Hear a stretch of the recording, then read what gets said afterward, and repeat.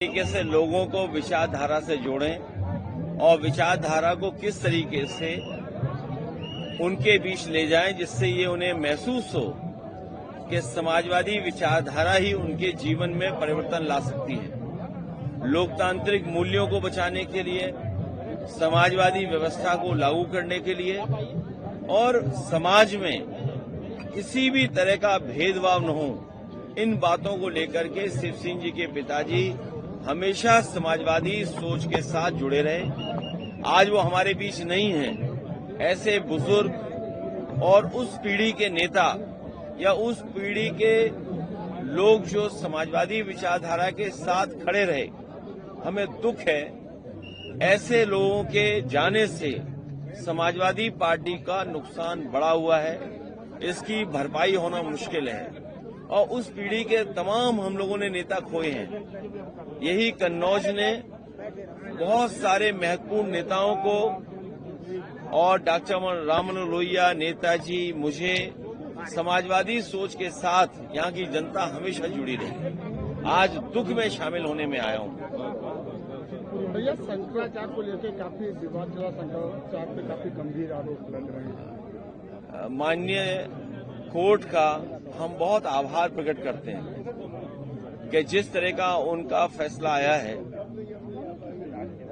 पूज्य शंकराचार्य के साथ जो व्यवहार हो रहा था, और कोर्ट के बाद ये बात साफ हो गई है कि भारतीय जनता पार्टी के लोगों के अंदर कोई भी गिरावट आ सकती है। भारतीय जनता पार्टी किसी भी सीमा तक साजिश कर सकती है। भारतीय जनता पार्टी से ज्यादा निंदनीय काम और इतने गिरे हुए काम कोई नहीं कर सकता जो देखने को हमें और आपको मिला है। मैं दो उदाहरण आपके सामने देना चाहता हूं। आपको याद होगा तालिग्राम में जब हिंदू मुसलमान में झगड़ा कराने का काम भारतीय जनता पार्टी के लोगों ने किया और मांस मीट जानवर का मीट जब वो समुदाय के लोग नहीं डालना चाहते थे, उन्हें पैसे की लालच देकर के अपने स्वार्थ में इन्होंने हिंदू धर्म के मंदिर में मीट डलवाया था। उसमें भारतीय जनता पार्टी के कई कार्यकर्ता नेता जेल 1 साल से ज्यादा रहे हैं। अभी लखनऊ में भी, लखनऊ यूनिवर्सिटी में वाइस चांसलर का काम है कि पढ़ाई लिखाई और नई पीढ़ी का भविष्य कैसे बने। लेकिन दुख की बात है कि वाइस चांसलर और प्रशासन ये जानते हुए कि उन्हीं की विचारधारा के लोग हिंदू मुसलमान के बीच में खाई पैदा कर रहे हैं, उसके बावजूद भी जो ठोस कदम उठाने चाहिए थे वो सरकार और प्रशासन और यूनिवर्सिटी नहीं उठा रहा है। सोचिए, संस्था ही अगर हिंदू मुसलमान कराए, अगर संस्था के लोग ही शामिल हों, तो आपको न्याय कहां मिलेगा। ये बात साबित होती है कि चाहे वो प्रजापति जेल गए हों, चाहे आपके बगल में इरफान सोलंकी जेल गए हों, और चाहे आदरणीय मोहम्मद आजम खान साहब जेल गए हों, और तमाम पत्रकार साथी जानते होंगे जिलों में अगर आपने सच्चाई दिखाई तो आपके खिलाफ भी कार्रवाई हो जाएगी, जेल भेज दी जाओगे और बजट कम हो जाएगा। आपका जो बजट है वो कम कर दिया जाएगा। जो भारतीय जनता पार्टी का सिद्धांत है, हम दें दाना तो गाओ हमारा गाना, हम दें दाना तो हमारा गाओ गाना, इस सिद्धांत से अब हम प्रेस के लोगों को भी देख रहे हैं कि प्रेस के लोग भी स्वाभिमान के लिए और देश की रक्षा के लिए, खासकर लोकतंत्र को बचाने के लिए और इस देश की हिंदुस्तानियत को बचाने के लिए, भाईचारे को बचाने के लिए अब भाजपाइयों का भी नहीं मान रहे हैं। भैया, केजरीवाल किस तरह से आप हाँ, केजरीवाल जी का नाम लेना भूल गया। सोचिए, एक व्यक्ति के सरकार छीन ली, बताइए, झूठ फैला करके, आरोप लगा करके सरकार छीन ली। अरविंद केजरीवाल जी जो काम गरीबों के लिए कर रहे थे वो भारतीय जनता पार्टी को हजम नहीं हो रहा था। अब तो कोर्ट ने भी साफ कर दिया, निर्दोष साबित कर दिया। इससे ज्यादा निंदनीय काम भारतीय जनता पार्टी कोई नहीं हो सकता है। ये डेथ ऑफ मॉरलिटी है। नैतिकता की को मृत्युदंड भारतीय जनता पार्टी की सरकार में हो रहा है। भैया प्रदेश सरकार जो है चाय के नाम पर राजनीति करती है, काउ मिल्क प्लांट बंद पड़ा हुआ है, क्या कहेंगे? ये अगर रहे कन्नौज में तो तुम्हारा सब कुछ बंद हो जाएगा।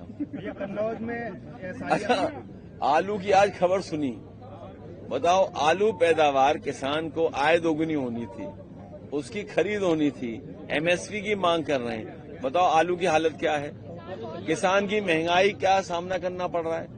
और फिर ये नौजवान जो भटक रहे हैं मोबाइल लेकर के, इन्हें सिखा दिया सेल्फी लेना। ये सेल्फी ले रहे हैं, उस पर टाइम खराब कर रहे हैं और अपना समय काट रहे हैं। इनका जीवन नहीं बदल पा रहा है, न नौकरी न रोजगार। तो भारतीय जनता पार्टी रहेगी तो सब बंद हो जाएगा और इस सीमा तक चले जाएंगे कि आपके मुंह को भी सील कर देंगे। भैया मुख्यमंत्री जापान दौरा करके आए, इस पे आप क्या कहेंगे? भैया देखिए, में जीवित लोग मेरा दिखा के मुझे खुशी है इस बात की, मुझे खुशी है इस बात की। हमारे एक साथी पूछ रहे हैं कि हमारे मुख्यमंत्री जी जापान गए थे। वैसे अक्सर हम लोग देखते हैं और सामाजिक तौर पर भी हम लोगों को दिखने को मिलता है कि हम सब लोग विदाई के बाद जाते हैं घूमने। ये पहले मुख्यमंत्री हैं जो विदाई से पहले घूमने चले गए और दिल्ली के 11 साल और इनके 9 साल से ज्यादा पूरे हो गए हैं। अभी वो एक एमओयू के कागज लिए घूमते हैं कि एमओयू कर लो हमसे, एमओयू कर लो। भैया जल जीवन मिशन एमओयू कर लो, सोचो अभी भी एमओयू कर रहे हैं। बताइए, अगर जमीन पे उतरा होता तो ये मोबाइल हमारे यहाँ बन रहा होता, ये मोबाइल का कैमरा हमारे यहाँ बन रहा होता, मोबाइल के ऊपर जो शीट है जो स्क्रैच रोकती है वो हमारे यहाँ बन रही होती। कवर तो चलो हम बना ले रहे हैं, अंदर जो इसके फिट है इलेक्ट्रॉनिक वो हम बना ले रहे होते। अब बताइए 11 साल दिल्ली के, 9 साल इनके हो गए पूरे और समय खत्म हो गया, तब जापान जा रहे हैं। और देखिए इन्होंने क्योटो नहीं बनाया, प्रधान संस्कृति जी का प्रधान क्षेत्र क्योटो कहा था देश के प्रधानमंत्री ने कि हम अपने वाराणसी को क्योटो बनाएंगे। अगर वो क्योटो बना देते तो कन्नौज को हम भी और आगे ले जाते, कन्नौज के लोगों को और सुविधा देते।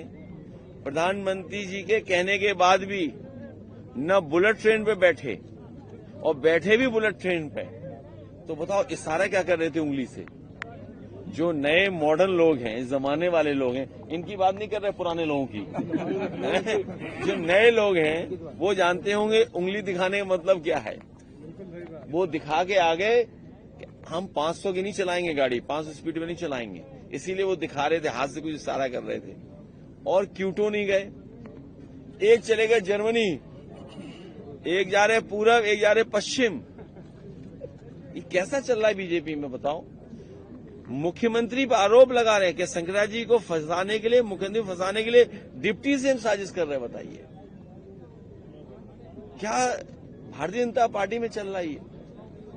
और दूसरे गए थे जर्मनी, कम से कम वो कुछ दिखाते, साइकिल ट्रैक दिखाते। मर्सिडीज का वहां बनाया म्यूजियम।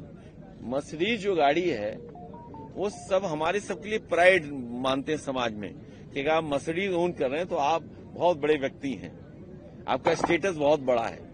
बताओ मर्सिडीज का शोरूम नहीं देखने गए, घबरा इसलिए गए कि उन्हें पता लग गया कि गाड़ी तो देख सकते हो लेकिन सीट पे नहीं बैठ पाओगे। मेडिकल कॉलेज सिलेंडर बांटने की तैयारी है। देखिए आराम से भैया, बीजेपी से कुछ भी झूठ बुलवा लो, चुनाव में इतना कुछ दे देंगे जिससे जनता को भूल जाए, गरीब जनता। लेकिन बुनियादी चीजें भारतीय जनता पार्टी नहीं करेगी। बिजली महंगी, उसको सस्ता नहीं कर रही है। अस्पतालों में इलाज हो जाए गरीबों का, वो नहीं कर रहे हैं। कैंसर इंस्टीट्यूट जो बहुत बड़े पैमाने पे बीमारी है कैंसर, वो नहीं ठीक कर रहे हैं। मेडिकल कॉलेज नहीं, और कहेंगे नए तमाशा दिखाएंगे आपको कहेंगे मुस्कुराइए, मुस्कुराने के लिए कुछ कार्यक्रम कर देंगे आपको। लेकिन जब आप कैंसर से बीमार होंगे तो आपके लिए कैंसर का इलाज नहीं है, हार्ट का इलाज नहीं है आपके लिए, दवाई सस्ती नहीं है, न महंगा दवाई इलाज है। भैया त्योहार आते ही खाद्य विभाग की छापेमारी शुरू हो जाती है, जिसको मिलावटखोरी कहा जाता है। क्या साल भर मिलावटखोरी नहीं होती, इस पे क्या कहेंगे? इस पे कुछ मत कहो, वही ठीक है। कुछ मिलावट न हो, इसके लिए हम लोगों को डे 1 से काम करना पड़ेगा। काऊ मिल्क प्लांट इसलिए लगा था कि गाय के दूध का ही उत्पादन हुआ, और जब साफ सुथरा उत्पादन होगा तो हमारे जनता को भी साफ सुथरा उत्पादन मिलेगा। तो बताइए, ये लोग तो उसके पक्ष में भी नहीं है, किसी अच्छाई के पक्ष में। भैया बजट भी घटा है, जमीन भी घटी, एक भूखंड अलॉटमेंट हुआ है जिसपे भी तो बिल्डिंग काम चल रहा है, वो क्या कहेंगे? वो इसलिए है कि भाजपाइयों को दुर्गंध से प्यार है, इसलिए वो सुगंध के पक्ष में नहीं आ सकते। बिल्कुल सही बात। उन्हें दुर्गंध से बहुत लगाव है। एक और भैया नारा दे दिएगा, इजराइल फादरलैंड और इंडिया मदरलैंड, ये भी एक कुछ यूनिक है। ये सब नकली लोग हैं। यादव जी की लव स्टोरी और दुनिया में देखिए, आप लोग समझदार बनिए, बीजेपी चक्कर मत पड़िए।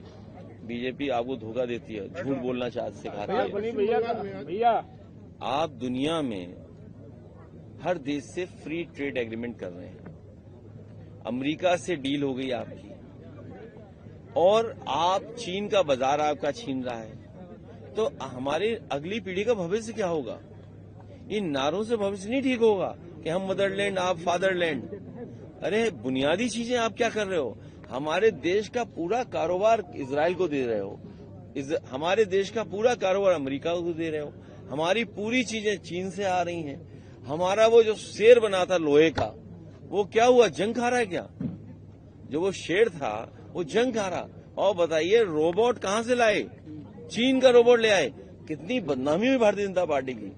अब तो भारतीय जनता पार्टी सड़क पर डॉग देखते भी घबरा रही होगी। रोबोट जब से पकड़ा गया है तो वो डॉग देख के घबराते होंगे। आप सोचिए, इतनी बदनामी दुनिया में हुई, इतने देश के डेलीगेट्स आए, और क्या आपको फेस करना पड़ा कि आपका रोबोट निकला चीन का। इससे बड़ी बदनामी और भाजपाइयों की क्या होगी? अब कहो मदरलैंड, कहो फादरलैंड, इससे बताइए रोबोट आप थोड़ी बना लोगे। सर, एलडीए ने जेपीएनआईसी में पार्किंग खोल दी है। जेपीएनआईसी की जो बिल्डिंग है उसको तो बंद रखा, लेकिन वहाँ पे पार्किंग शुरू कर दी। देखिए, अधिकारी और सरकार को पता लग गया है कि समाजी सरकार आने वाली है।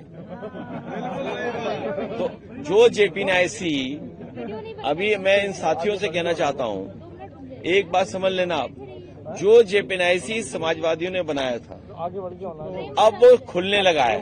इसका मतलब अधिकारियों को पता है कि समाजी सरकार आने वाली है, तो अभी पार्किंग खोलेंगे, फिर अंदर खोलेंगे, फिर वो हमें दे देंगे। और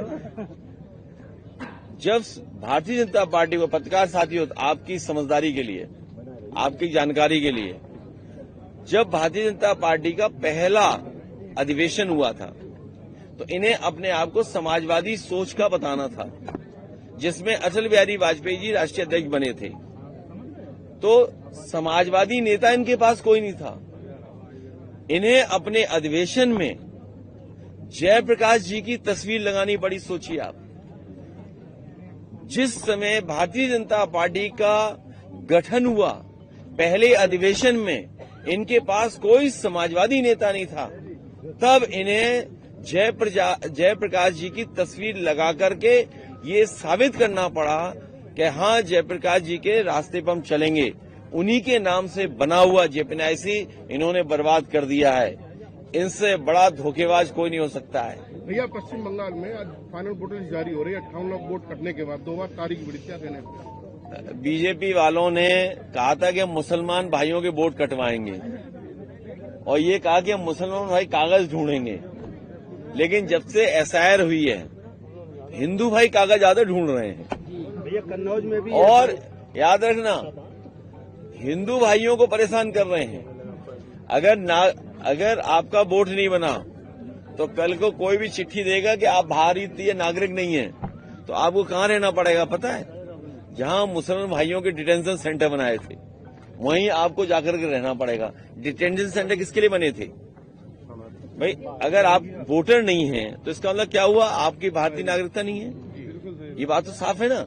तो जो मुसलमान भाइयों के लिए कर रहे थे, याद रखना कहावत, जो दूसरों के लिए गड्ढा खोदते हैं एक दिन खुद गिरते हैं उसमें।